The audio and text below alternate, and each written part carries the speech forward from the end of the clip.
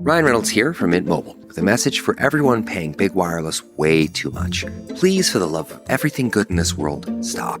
With Mint, you can get premium wireless for just $15 a month. Of course, if you enjoy overpaying, no judgments, but that's weird. Okay, one judgment. Anyway, give it a try at mintmobile.com/switch. Upfront payment of $45 for 3-month plan, equivalent to $15 per month required. Intro rate first 3 months only, then full price plan options available. Taxes and fees extra. See full terms at mintmobile.com.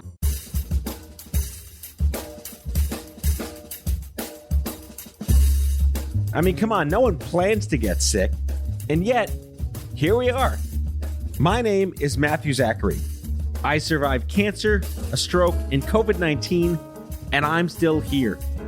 I also survived our broken healthcare system, and I want to help you survive it too. So let's go make healthcare suck less together, because we're all out of patience.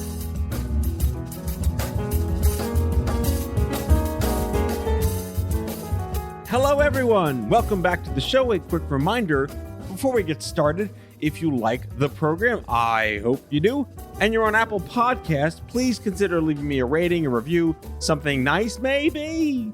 On the show today, Dr. Corrie Painter was given 6 months to live at the age of 36 when diagnosed with primary breast angiosarcoma.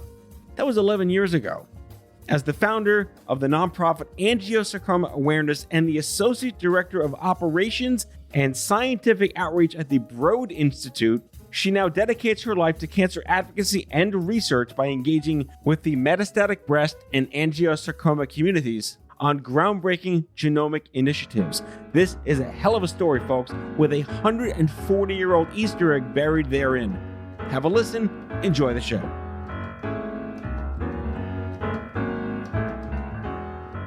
Corrie Painter, long time coming. Thanks for coming on Out of Patience. I think we should just first start by asking the question, what happens when two long-term cancer survivors with chemo brain intersect? Is there a sort of a vortex of chemo brain that negates or augments all the things we can't do anymore? Oh, I definitely think that we are going to be like perfectly matched sine waves here. I'm sorry, your name again? Corrie Painter. Where am I? Corrie Painter. And who am I talking with again? I'm sorry. Who is this? This is a Wendy's lady. I'm sorry. Oh, I did want the Big Mac from the Wendy's. Is that where I go? Oh, you know what? I'm going to go with not Big Mac at Wendy's. Anyway, we're going to just keep this party started. I did want to actually begin with the contest you don't want to win. So you were diagnosed at 36. You had a very rare form of breast cancer, and you were only one of 300 people in the world. Yes, I read that. I did my data check. But me, I was only one of 200 in the world. Take that. What do you think about that contest? Oh, I can't even imagine what that would be like. I know, it's just 100 people difference, right? However, we were both given 6 months to live, so there's that too. How did that feel for you? It was as dark as it sounds, I think, to anybody listening to this. It was like staring off of a cliff at your own demise, and it was absolutely awful. And I don't know, it's been almost 11 years now, and I cannot shake the feeling of dread from those early moments in this crazy journey of mine. Yeah, and I was a college kid. I was a pup at 21. You were in your mid-30s with young kids. That's a whole other, why is young adult cancer different? I'm like, it's because of that. Yeah, it is. And it's hard, young adult cancer spans such very different ages and you're just at different points, different life experiences. And I mean, looking back on my own life, if I had been diagnosed in my 20s, it would have been a very different experience than in my 30s. And you're just faced with different problems, and none of them are good. The problems you face in your 20s aren't good, and the problems you face in your 30s aren't good. The problems you face anytime you're diagnosed, whether you're young or old or bad, it's just the young adult cancers have unique issues that are associated. And having little kids, 2 and 4 years old, look at you and look at your scars and do little innocent things like want you to read a book about, a mom that comes home at the end of the day every single day and you may not, is pretty devastating. Well, we used to, quote, joke, end quote, at Stupid Cancer that it's kind of hard enough just being in your 20s and 30s in normal everyday life. You got enough shit to deal with, and lop this on top of it. 11 years ago, the young adult cancer movement was just, I think, maybe getting its formal comeuppance. I remember it starting with Livestrong in the early 2000s and this little incubation tribe of folks, people I've interviewed on the show, best friends of mine for 16 years. And I won't say you lucked out, but you kind of got into it at a moment where it was finally starting to get attention. And yet you were still treated as if you weren't a young adult. Did they even care that you were little kids? Was there empathy? I mean, I was just reading it was the indignities is a word that was used in an interview you gave. Mm-hmm.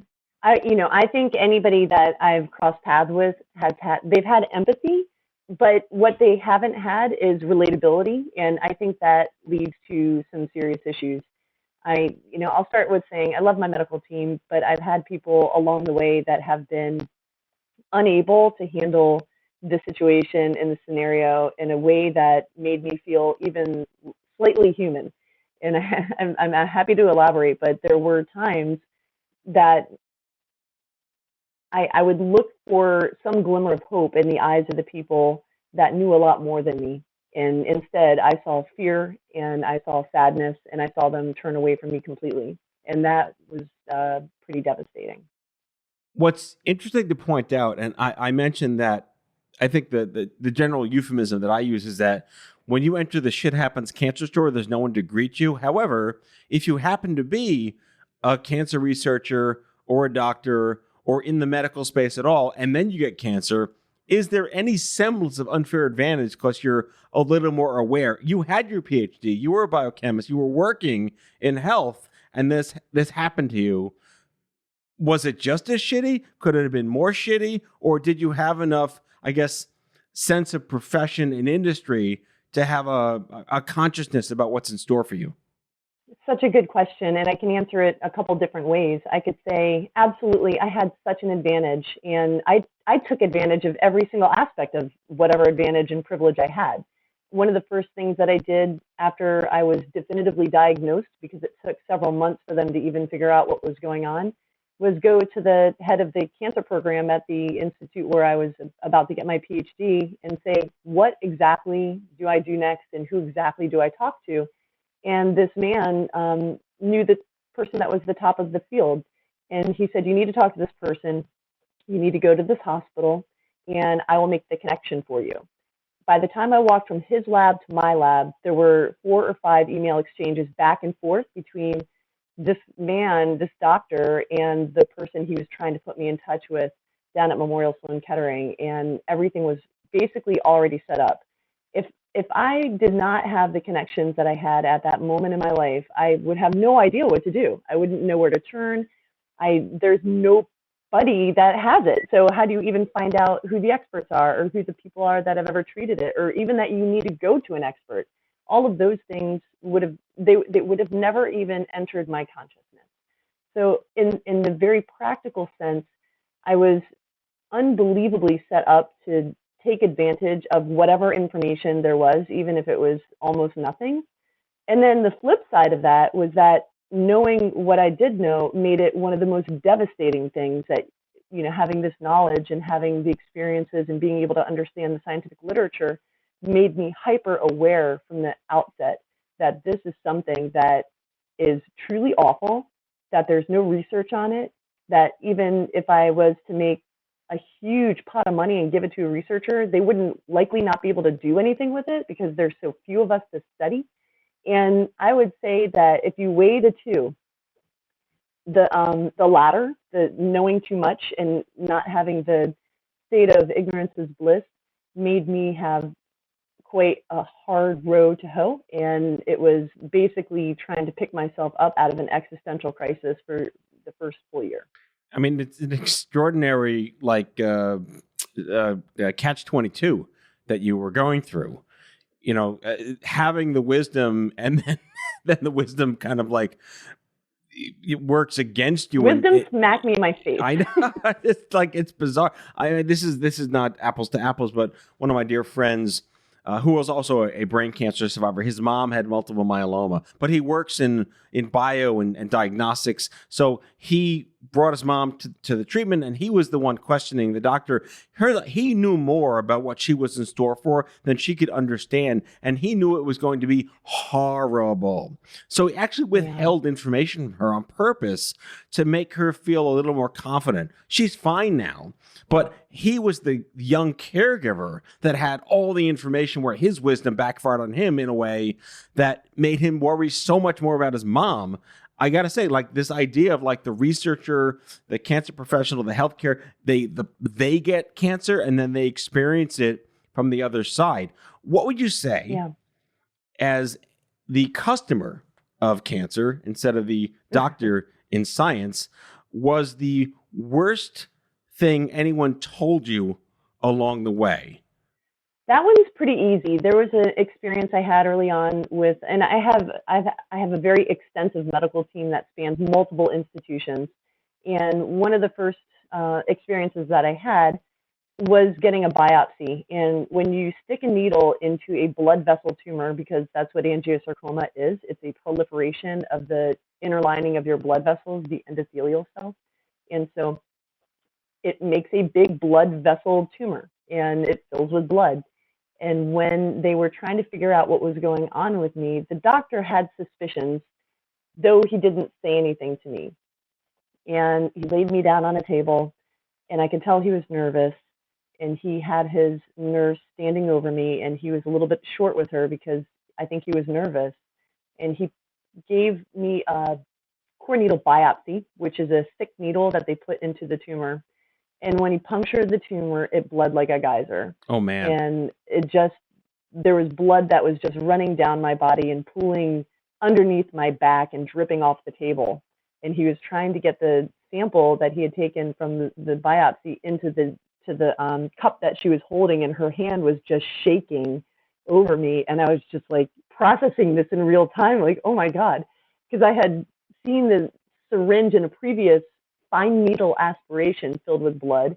I had gone home. I Google searched blood and breast tumor and came up with angiosarcoma. And when I saw this go down, I knew that that's what it was. The only other things after I found out what the name angiosarcoma meant was just how dismal the prognosis was, how unlikely I would be to survive, and how gruesome the death can be. I mean, it's just awful. It's like a hemorrhagic, I won't go into the details here, but suffice it to say, you might not want to Google search what it looks like because it's awful and scary and horrific.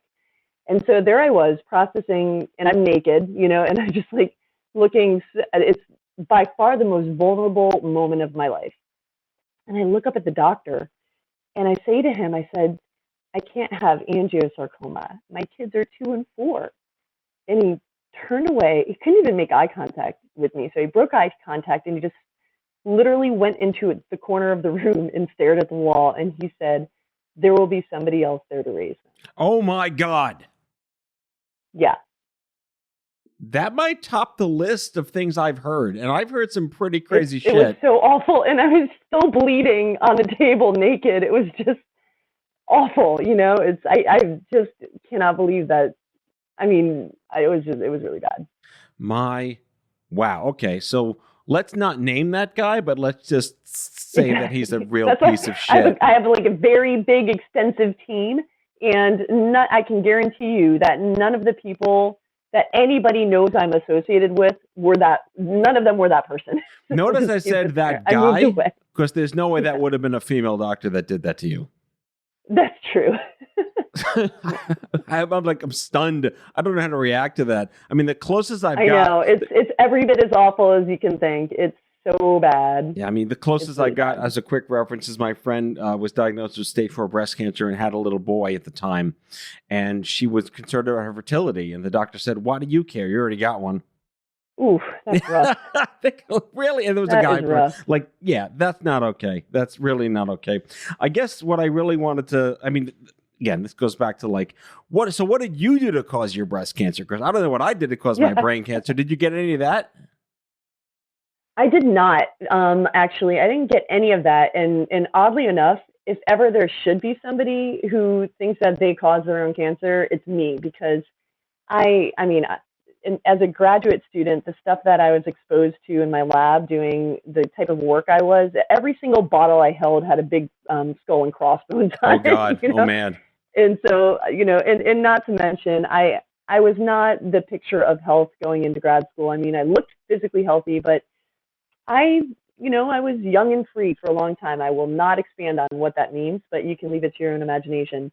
And I smoked cigarettes, and I did all kinds of things that you shouldn't do if you want to avoid cancer in your life, and then went and got a PhD doing very unhealthy work.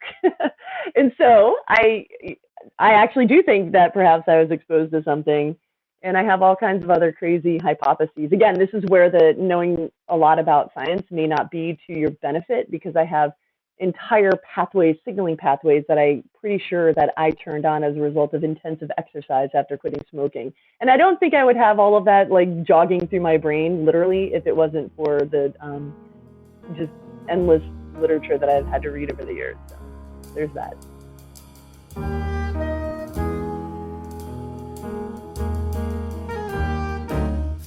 Back with our guest after the break.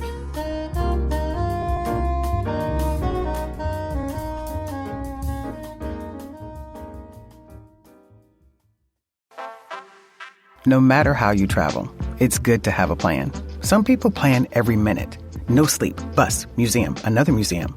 While others only plan to take it day by day. When it comes to your finances, a plan is just as important. You can count on Credit Karma to give you the insights you need to understand your options, so you can take charge of your financial path and find your way to money. Explore how you can make financial progress with confidence today. Intuit Credit Karma. Karma you can count on.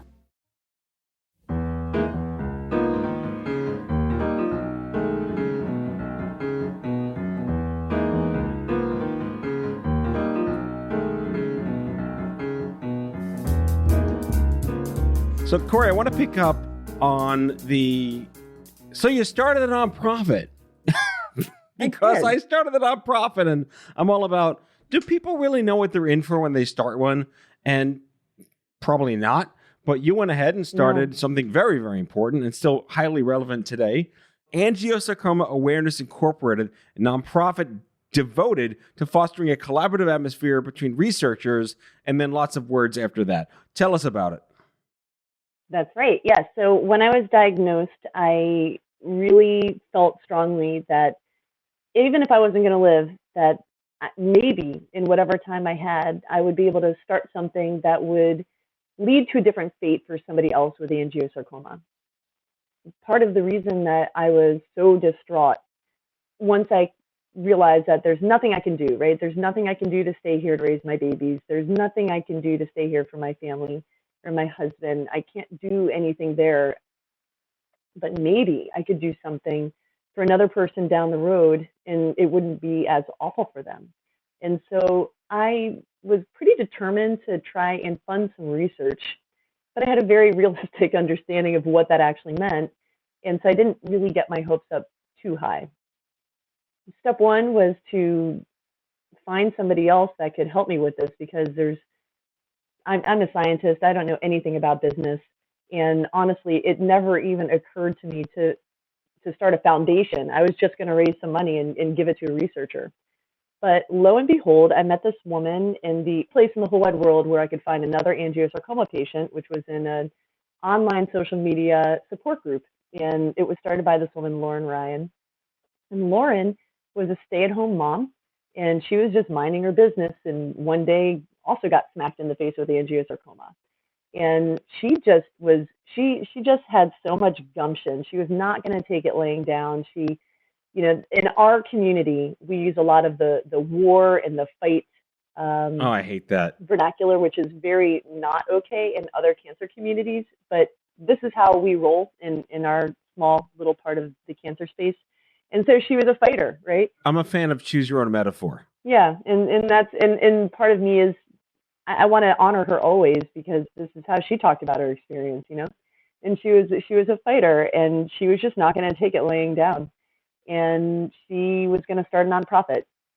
So she looked up how to do that, and she found friends who would help her that had experience with being a CPA and stuff like that. And when I met her and she found out I was a scientist, we just instantly recognized the potential there. That she could take care of all the business stuff, I could do all the science stuff, and together we could have this nonprofit and really try to help people down the road. So her vision was that we would raise $1,000 and we would give it to one, like a common cancer charity, and that they would go and figure out how to cure angiosarcoma.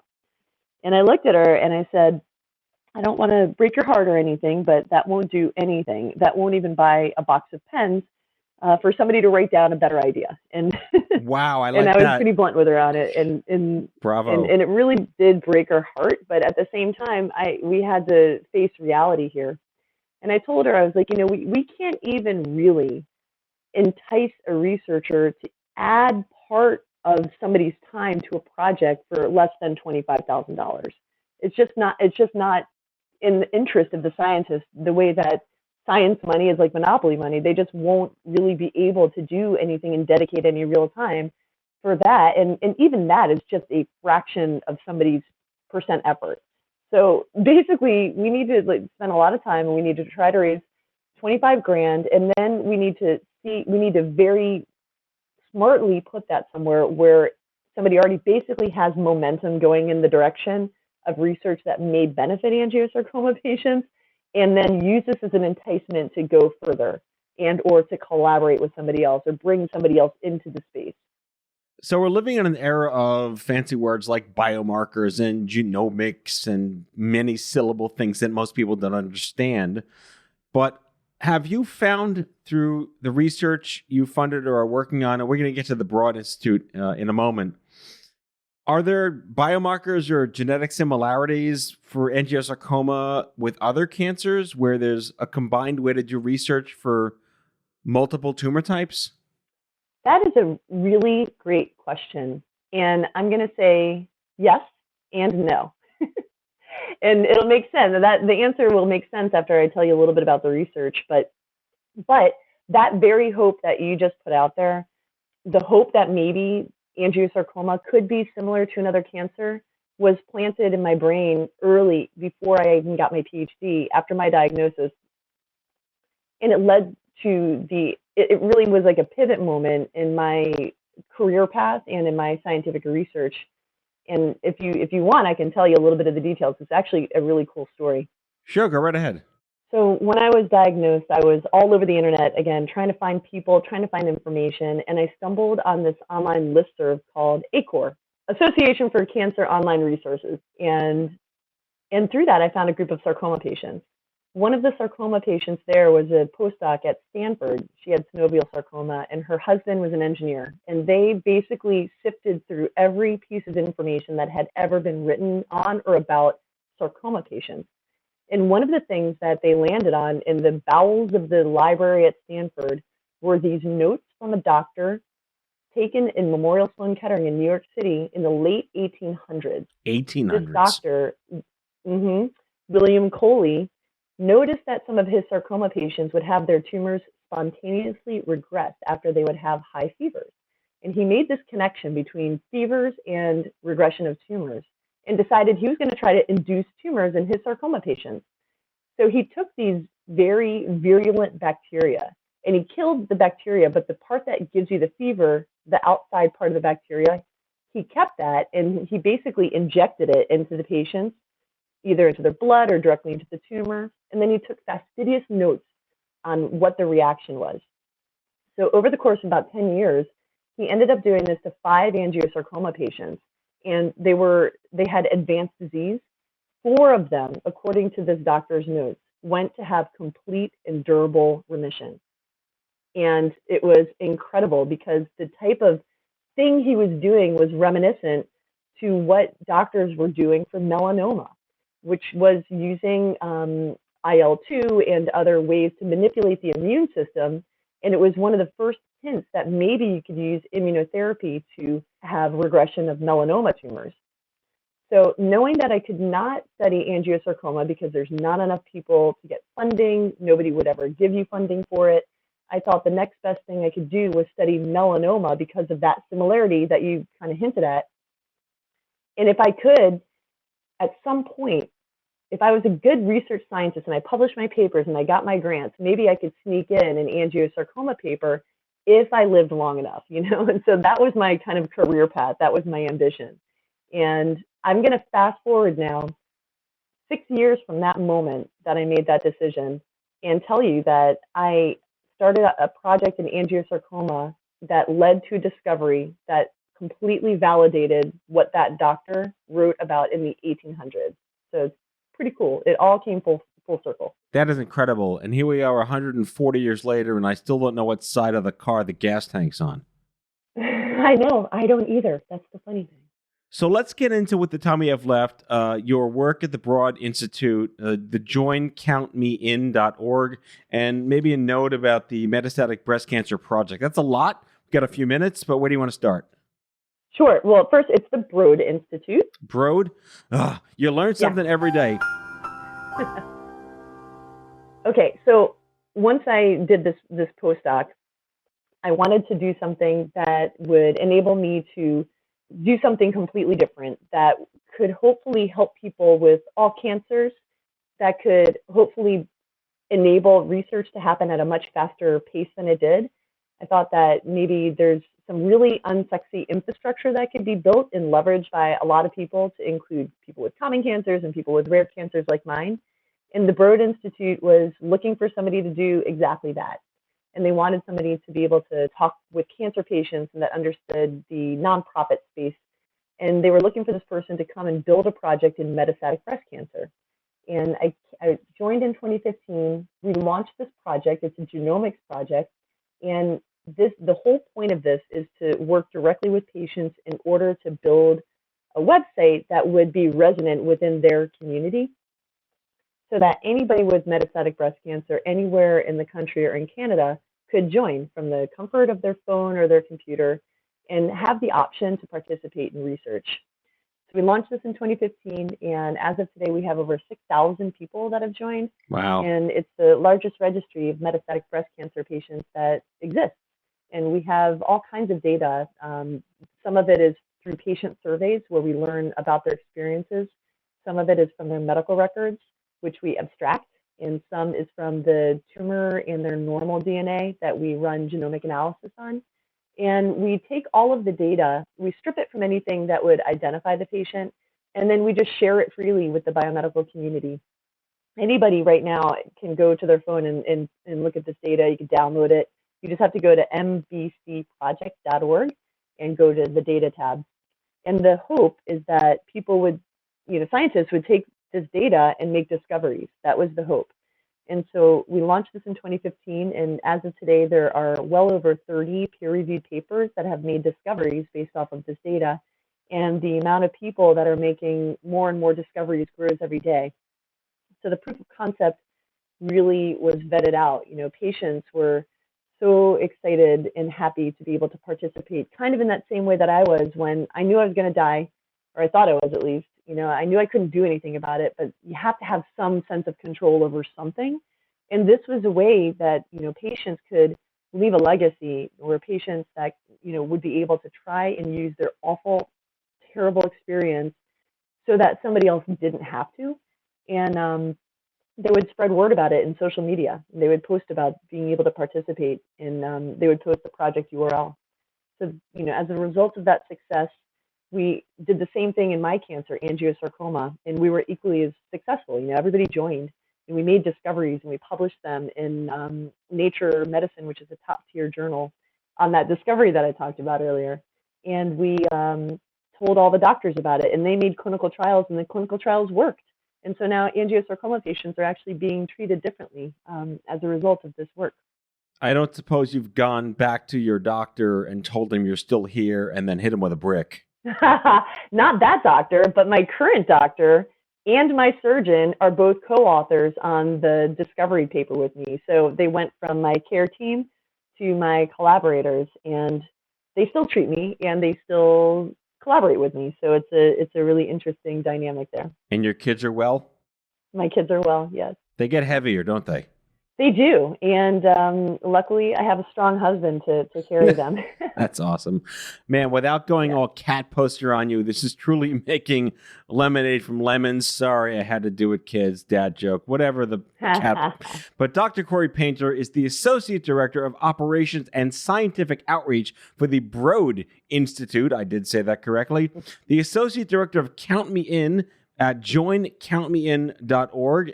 And the Metastatic Breast Cancer Project online at mbcproject.org. And for the cheap seats in the back, a brand new initiative that's in my wheelhouse, brain cancer, you can go to thebraincανcerproject.org. Corrie, thanks again for coming on the show. Thanks so much for having me. That's all for today, folks. If you like today's show, be sure to subscribe, leave a review, follow us on social, and tell all your friends to listen. Out of Patience with Matthew Zachary is a product of Offscript Media. Our executive producer is Matthew Zachary. Our senior producers are Brianna Seeley, Jen Horanger, and Andrew McDowell. It is mixed and edited by Brianna Seeley. Our theme music is by the Mike Van Allen Quintet and by Mara. For advertising and media inquiries, email media@offscript.com. Hit us up at contact@offscript.com to share comments, feedback, and make recommendations. For more information, visit offscript.com.